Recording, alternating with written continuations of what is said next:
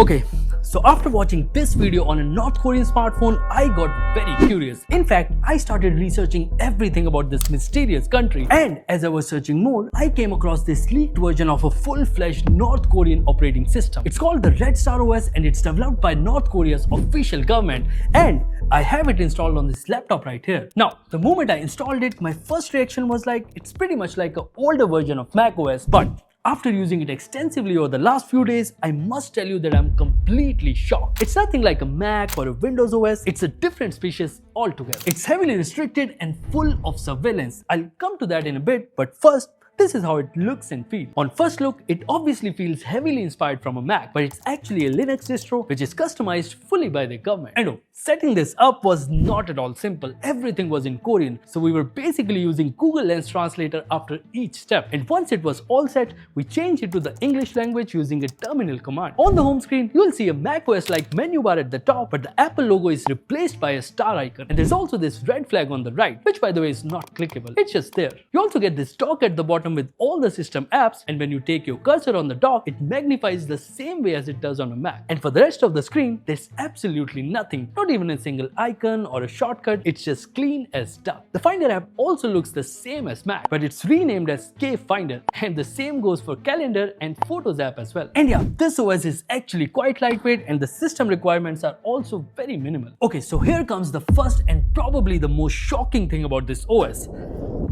You see this icon? It's actually North Korea's own browser, the Nyanira browser. Now, the beauty of this browser is that it doesn't let you connect to the internet. This browser that is meant for you to browse the internet doesn't even let you do that. Now, you must be wondering, if that's the case, why does it even exist? Well, there is a reason. See, the North Korean government want to keep their people isolated from the rest of the world, and to do that, they have blocked the internet completely for everyone in the country. And as an alternative, they have brought their own private internet called Kwangmayong. And in Kwangmayong, people can only access the content that is approved by the government. There are these government-approved news articles, there's basic email, messaging, educational libraries, and their local movies and shows. And that's about it. There's nothing beyond that. And they not only control the stuff that you watch, they also log your entire traffic history from the browser, the keywords that are being typed on your laptop, and they even have access level controls with the government. And if you're wondering about the incognito mode, well, it doesn't exist. So, because of this highly controlled and restricted internet, North Korean people still does not have any social media app. And a lot of usual things like online payments, e-commerce only started happening very recently. So that's the thing about internet.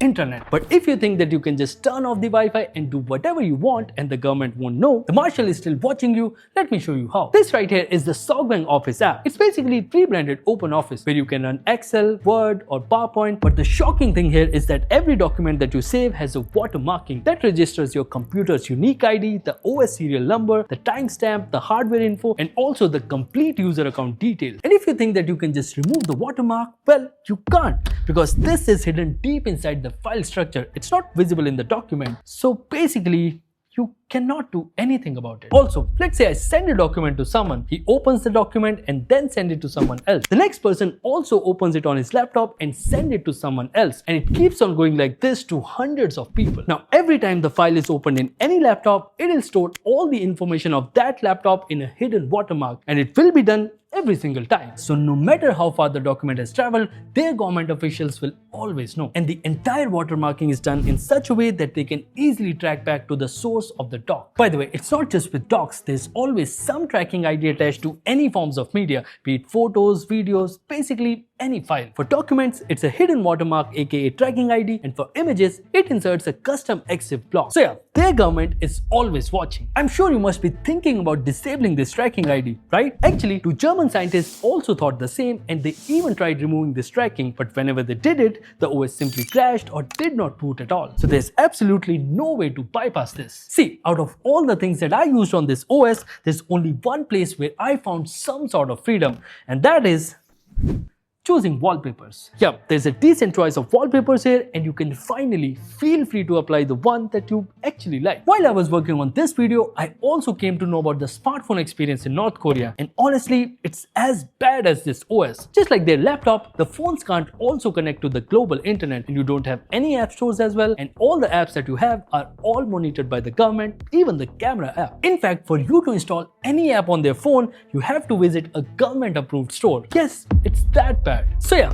after using Red Star OS for days, one thing is very clear. This is not an operating system. It's actually a surveillance machine. Everything you do is being tracked, controlled, monitored, and logged. And the craziest part is that for millions of people living in North Korea, this is not just a tech experiment. This is their everyday life. And yeah, if you don't play by their rules, try to bypass them, or even make slightest of mistake, then you can get into some big trouble. Just to give you an example, you can land in jail if you are caught watching a banned foreign movie. And if that movie is from South Korea, it can be as severe as death penalty. Yup, it's that extreme. Now, I'd like to end this video with just one question. What if all the countries start behaving like North Korea? Think about it.